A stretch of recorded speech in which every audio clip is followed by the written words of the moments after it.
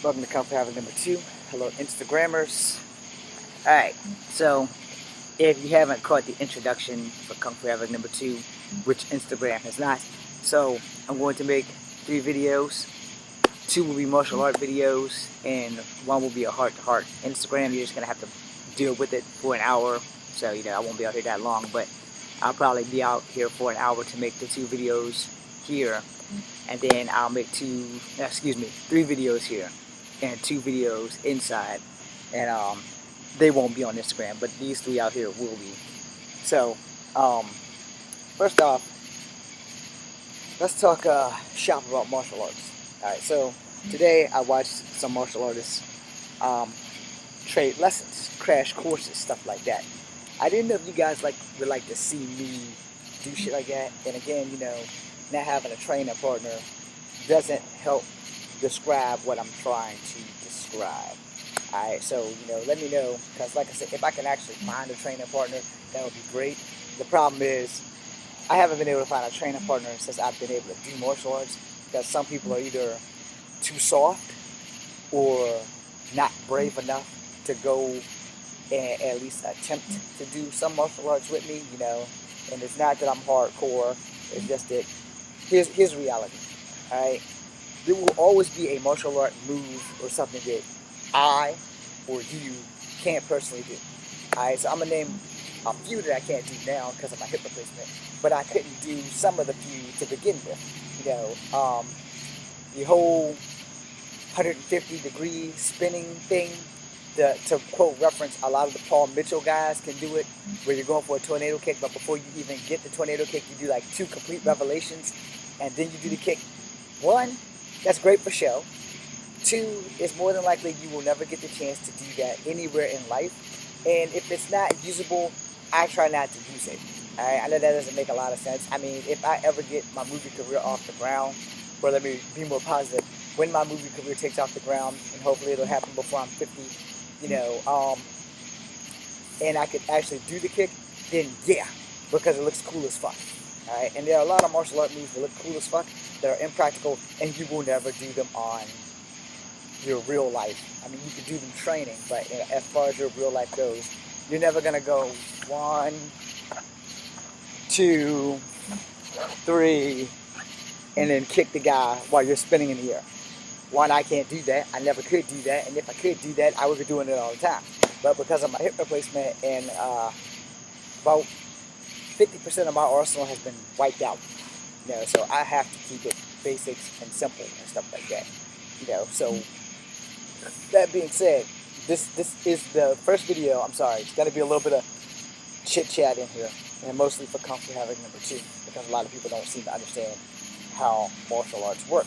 So today, as I said, I watched 2 beautiful ladies.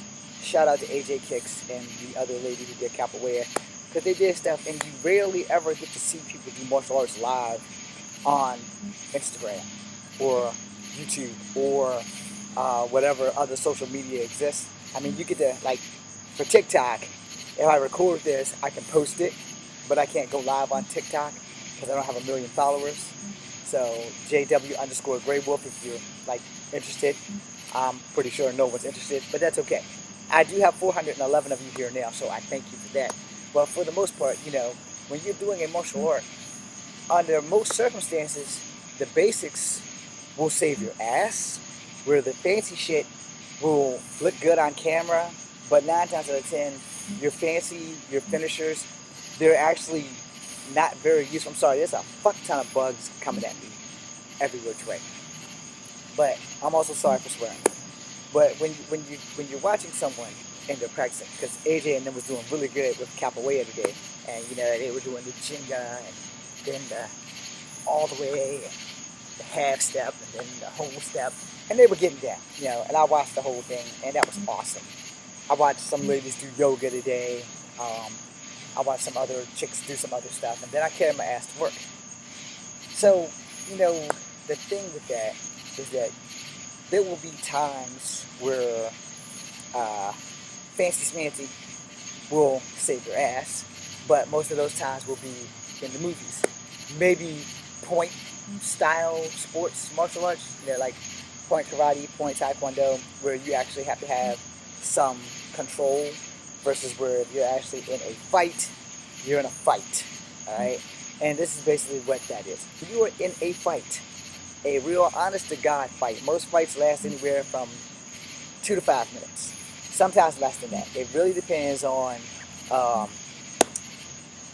who's the stronger or the tougher opponent and the situation that arises. You know, bar fights can go on for a couple of minutes, where one good clock in a street fight, somebody's going to sleep.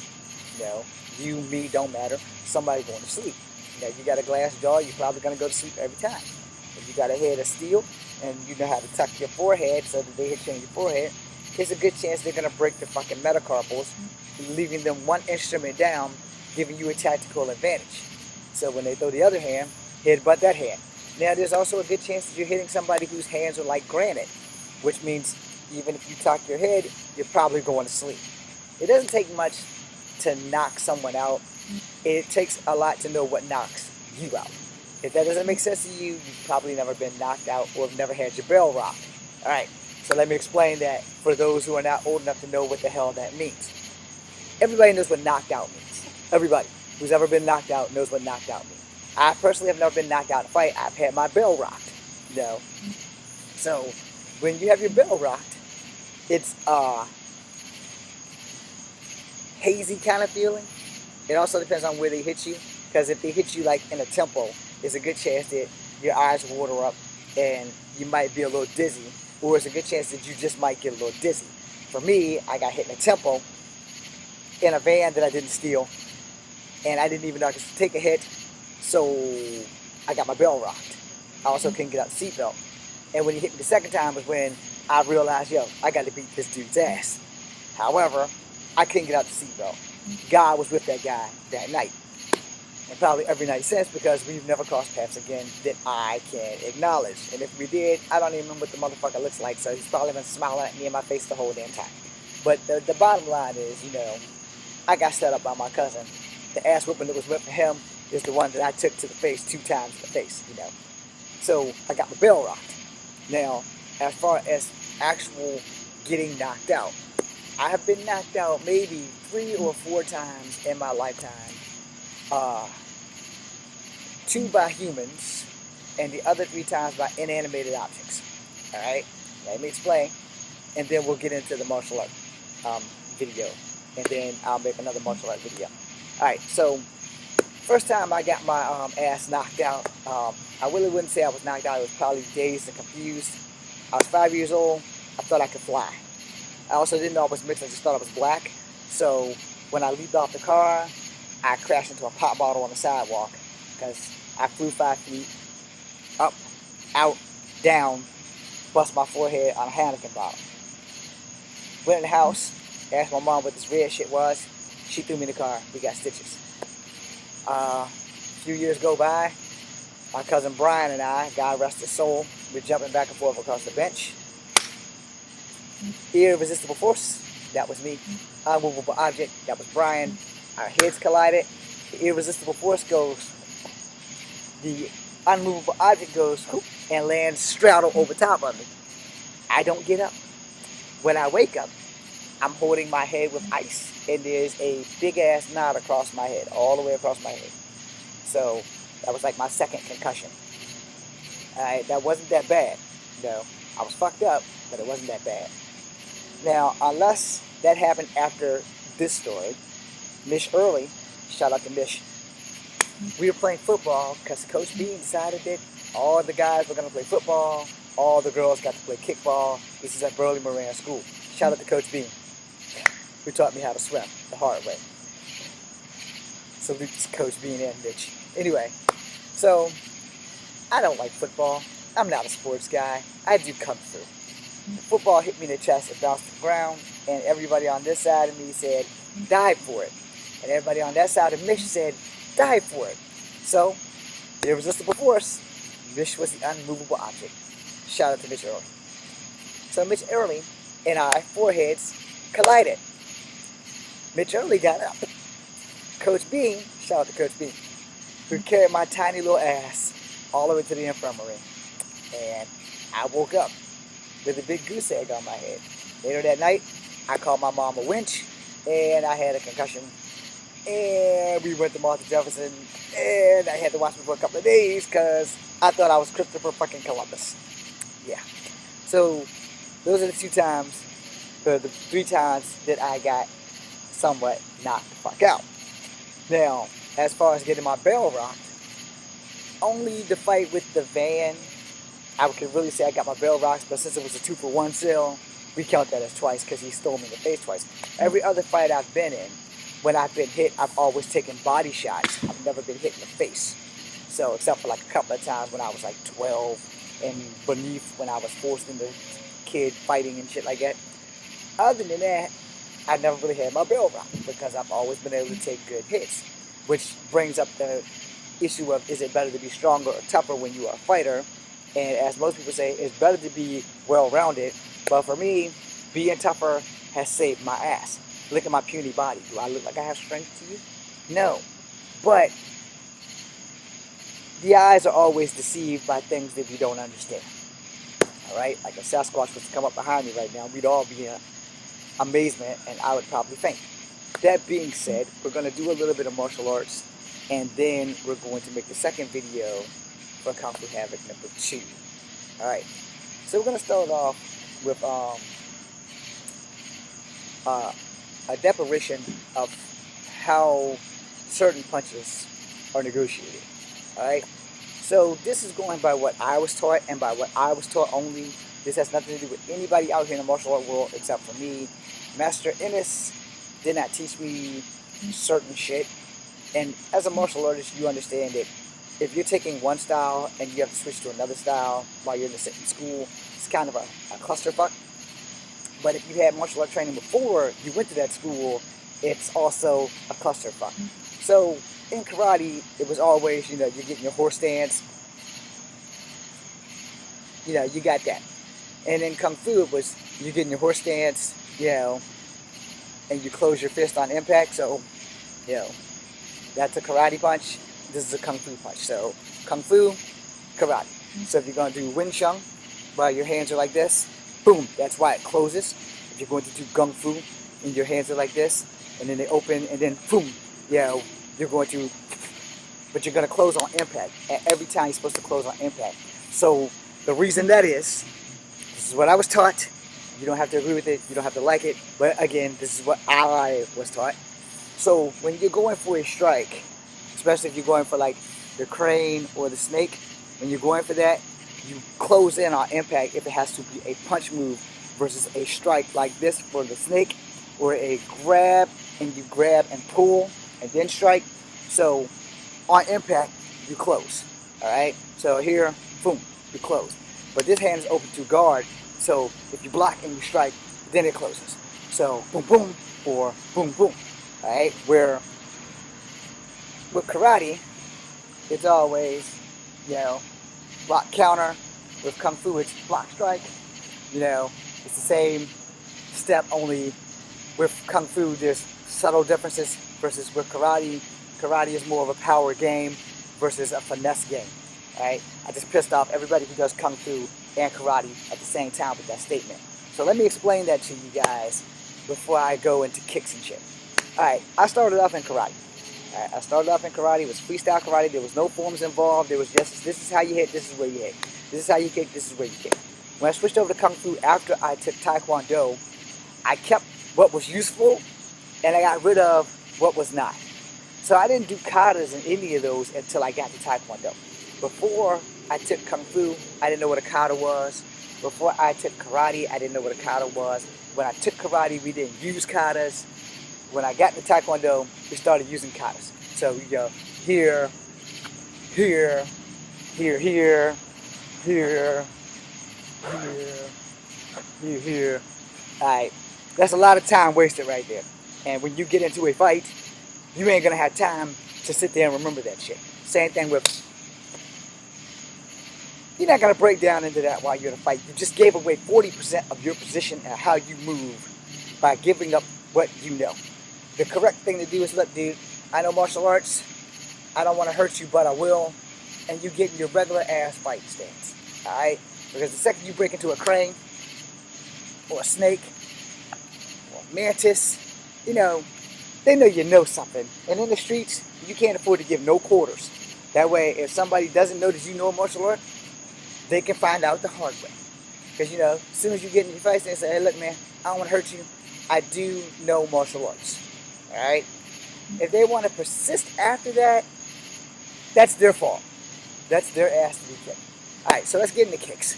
All right, so I got to do outside to inside crescent kicks and inside to outside crescent kicks, first and foremost.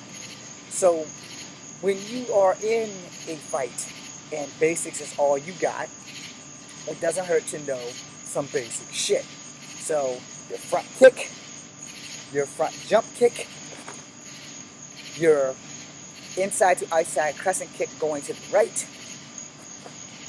inside to outside crescent kick going to the left.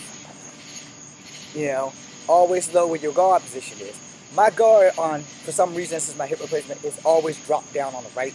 So I know that I need to be aware of that when a fight starts. So if I'm here, see, that's kind of a habit. I've been trying to break it, but I haven't been able to. But knowing your weaknesses turns into a strength. So here, all right, see how my arm, it just automatically does that shit. Now, when I do the other way, this arm may do the same thing. I don't really pay that much attention while training, but you have to understand how you train is how you're going to fight. So you need to be aware of that shit so that if you accidentally lower your guard when throwing this kick and they sidestep and they level you, you kind of need to be aware of the shit that you do on training. So yeah, it's kind of hard for me to remember. See, that kind of, it stayed there that time, but it's kind of hard for me to do that. So you did the outside to inside crescent kick right and left. So now we're going to do outside to in. So, boom, you know, boom. Now, when you're doing those kicks, it's very important to know how your enemy is approaching. Because your enemy approach is what makes you decide what to use. I know people are saying, nah, James, that's not right. Okay, it might not be right for you, but it's right for me. Guy's running right at me. Boom. Yeah, that front kick should level him. I will tell you, sometimes it does not. I've been in a fight where the front kick has only pissed people off. So you have to be aware of that. So for you Taekwondo guys, boom, boom. For you Kung Fu guys, because that's the same damn kick that I'm about to do for Kung Fu. Boom, boom. Now, for Taekwondo, my legs don't work the way they used to, but you know, a lot of them do the low-high, and a lot of them do the high-low. Alright? But 9 times out of 10, if you catch them with the high, you don't need the low.